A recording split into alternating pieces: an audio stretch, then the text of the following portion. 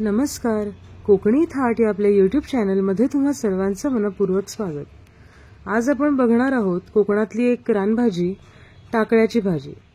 पावसाळ्याच्या सुरुवातीला टाकळ्याची कोवळी भाजी खूप छान मिळते. अतिशय पौष्टिक आहे. चला तर मग पाहूया साहित्य आणि कृती. तर या ठिकाणी मी टाकळा घेतलाय. तर टाकळ्याची पानं ना ही मेथीच्या पानांसारखी दिसतात, पण पातळ असतात आणि मोठी असतात. हा कोवळा टाकळा आहे आणि आता हा मी बारीक कापून घेणार आहे. बारीक कापून घ्यायचं कारण असं आहे की शिजवल्यानंतर त्याचा अगदी गोळा होऊ नये यासाठी मी बारीक कापून घेतेय. टाकळ्याची भाजी थोडीशी तुरट किंवा चरचरीत असते, त्याच्यामुळे व्यवस्थित शिजवून घ्यायची आहे. चवीला छान लागते आणि आरोग्यासाठी पण खूप छान आहे. त्याच्यामुळे एकदा तरी नक्कीच खावी अशी ही भाजी आहे. पण गणपतीच्या दरम्यान वगैरे टाकळ्याची झाडं मोठी होतात आणि त्यावेळेस ती जून होते, तेव्हा चांगली नाही लागत, त्याच्यामुळे कोवळीच खावी. आता ही भाजी सर्व कापून झाल्यानंतर मी एका भांड्यामध्ये घेतली आणि आता ही मी कुकरला शिजवून घेणार आहे. तर याच्यामध्ये थोडंसं मीठ घालून घेते मी आणि भाजी बुडेल इतपत पाणी घालून घ्यायचंय. म्हणजे 1 किंवा 2 पेले पाणी पुरेसं आहे आणि कुकरला 3 शिट्ट्या करून घ्यायच्या. मधला व्हिडिओ ऍक्च्युली झाला नाहीये, पण शिट्ट्या करून झाल्यानंतर जी भाजी होती ती मी पूर्णपणे पिळून घेतलीये आणि अशी हाताने सुटी करून घेतलीये.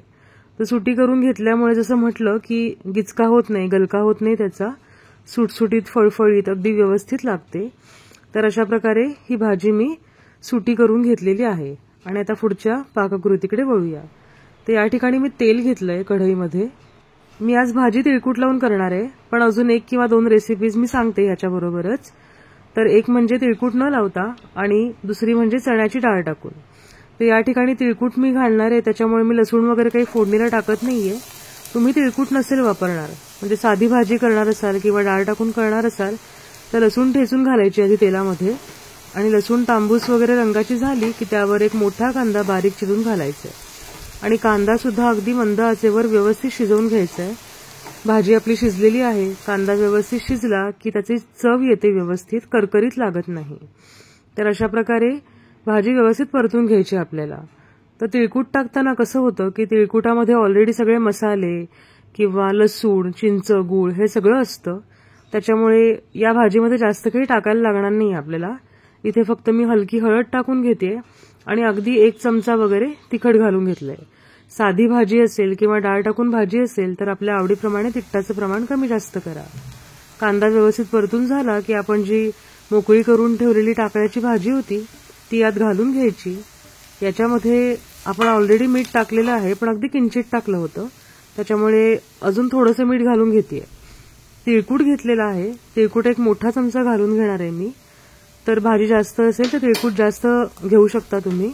याच्यामध्ये तिखट सुद्धा आहे, आंबटपणासाठी चिंच पण टाकलेली असते, थोडासा गूळ पण असतो, त्याच्यामुळे मी बाकी काहीही घातलेलं नाहीये. मीठ सुद्धा त्या अंदाजानेच घालून घेतलेलं आहे, म्हणजे खारट होणार नाही. भाजी तिळकुट घालून केली नसेल तर त्यामध्ये खोबरं घालायचं ओलं न विसरता, त्याने चव अतिशय छान लागते.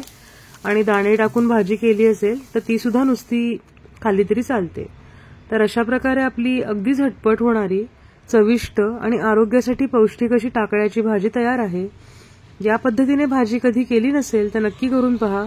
भाजी माहीत नसेल तर आवर्जून जिथे मिळेल तिथून नक्की विकत घ्या, फक्त कोवळ्या पानांची घ्या. आणि आपल्या कोकणी थाट या YouTube चॅनलला लाईक आणि सबस्क्राईब करा. धन्यवाद.